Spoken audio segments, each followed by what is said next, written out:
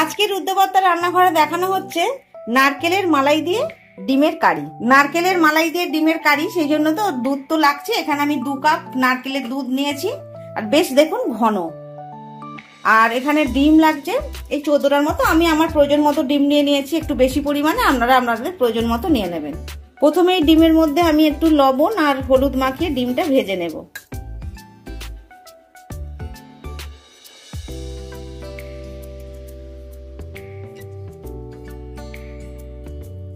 তেল আমি প্রয়োজন মতো নিয়ে নিয়েছি ডিমগুলো ভাজার মতো।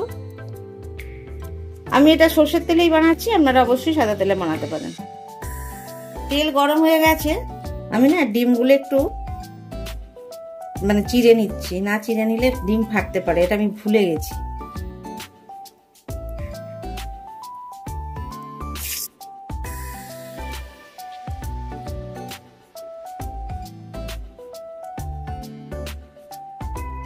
খুব হালকা ভাবে ভাজবো। ডিমটা আমি আগে থেকেই সিদ্ধ করে নিয়েছি। ক্যামেরা বলছে ডিমটা সিদ্ধ করে নেওয়া হয়েছে, তুমি বলোনি। ডিমগুলো হালকা ভাবে ভেজে নিয়েছি, বেশি কড়া করে ভাজার দরকার নেই, তাহলে একটু শক্ত হয়ে যায় ডিম।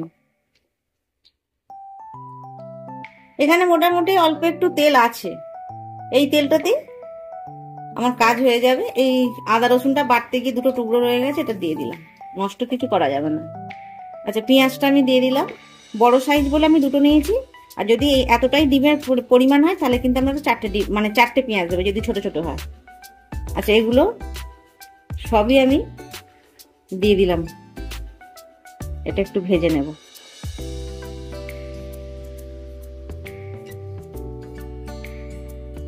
গ্যাসের ফ্লেমটা হাই করে দিলাম।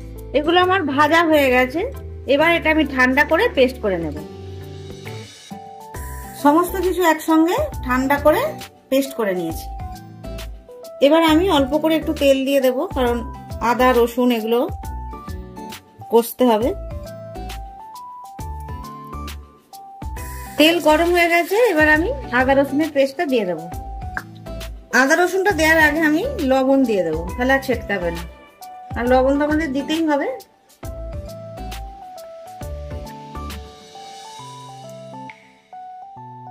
আদা রসুনটা দিয়ে দিলাম।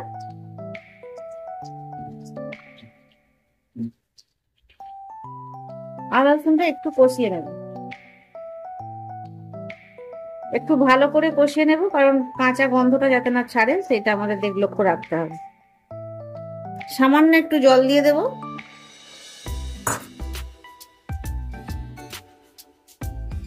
এবার দেব আমি 1 টিস্পুন ধনের গুঁড়ো, 1/2 টিস্পুন হলুদের গুঁড়ো, এখানে 1 টিস্পুন দেব কাশ্মীরি লঙ্কার গুঁড়ো। আর ঝালের জন্য কাঁচা লঙ্কা দিয়েছি, তাই আর লঙ্কা দেওয়ার প্রয়োজন নেই।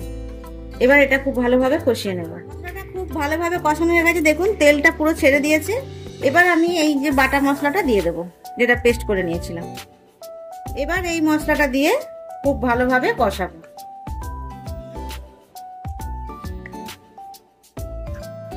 মশলাটা খুব ভালোভাবে কষিয়ে নিয়েছি, কড়া থেকে দেখুন উঠে যাচ্ছে। এবার একটু মশলা ধোয়া জল দেব, কারণ এর মধ্যে তো অনেকটাই লেগেছিল, সেই জলটা একটু দিয়ে দিলাম।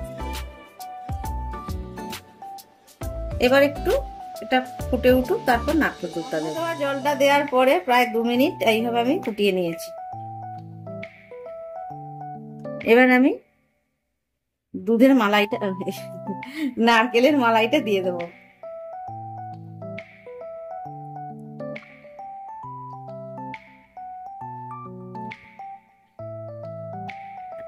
খুব ভালোভাবে মিশিয়ে নেব।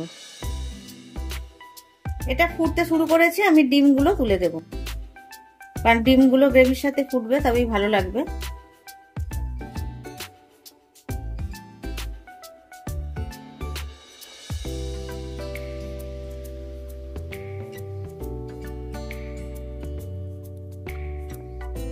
এবার এটা ভালোভাবে ফুটতে দেব। এটা প্রায় 2 মিনিট ফুটছে, এর মধ্যে আমি সামান্য 1/2 চামচ মতো চিনি দিয়ে দেবো। 1/2 চামচ মতো গরম মশলা,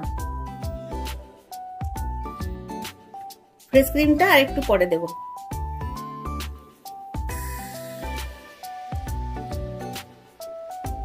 প্রায় 2 মিনিট এটা ফুটেছে। এর মধ্যে আমি হাফ চামচ ঘি দিয়েছি। ঘিটা মানে দেখানো হয়নি যেহেতু ক্যামেরাম্যান দিচ্ছিল। আচ্ছা, এর মধ্যে আমি ফ্রেশ ক্রিম দিয়ে দেবো।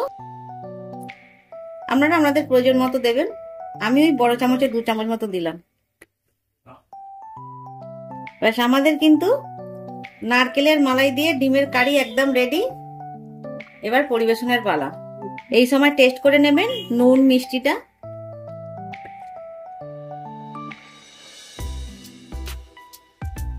এটা রুটি দিয়ে খেতে দারুণ লাগবে, রুটি পরোটা যেটা ইচ্ছা। এটা 10 মিনিট ঢেকে রেখে দেবে। তৈরি হয়ে গেল নারকেলের মালাই দিয়ে ডিমের কারি। এই রেসিপি যদি আপনাদের ভালো লাগে অবশ্যই বানিয়ে খাবেন। কেমন হয়েছে কমেন্টস করে জানাবেন, লাইক করবেন। অবশেষে বলি আমার এই চ্যানেলটা সাবস্ক্রাইব করবেন।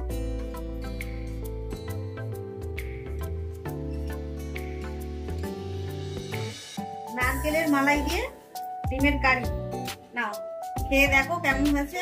অনিস, খেয়ে দেখ। এরা দুজন ভাত আর এ ভাত রুটি দুটোই। অনেক কিছু ক্যামেরাম্যান কিন্তু রুটিই খাবে, আমিও রুটি খাবো। এখানে রুটির খদ্দের আছে। কি লাগছে গো? হেভি খেতে হয়েছে। হ্যাঁ, কেমন খেয়ে দেখুন। কি বলবো দিদি, যত বলবো তত কম। Thank you, thank you. এমনি নারকেলের মালাই বললেই একটা টেস্ট আছে, আর তার মধ্যে এত কিছু করেছে। আর কিছু বলার নেই। ভাইদের ভালো লেগেছে, ছেলের ভালো লেগেছে। খুব সুন্দর লাগছে। ওই দিকেই গন্ধটা নাকে পড়ে গেছে। দেখছেন তো, কথা বলতে দিচ্ছে না, এত ভালো হয়েছে, প্রশংসা শুনছি। যাই হোক, অন্য রেসিপি নিয়ে অন্য একদিন আসবো। আজকে রেসিপি দেখলেন, এটা অবশ্যই বানিয়ে খেয়ে কমেন্টস করে কিন্তু অবশ্যই জানাবেন। আর অন্য রেসিপি নিয়ে অন্য একদিন আসবো বলেই দিলাম। আজকের মতো টাটা।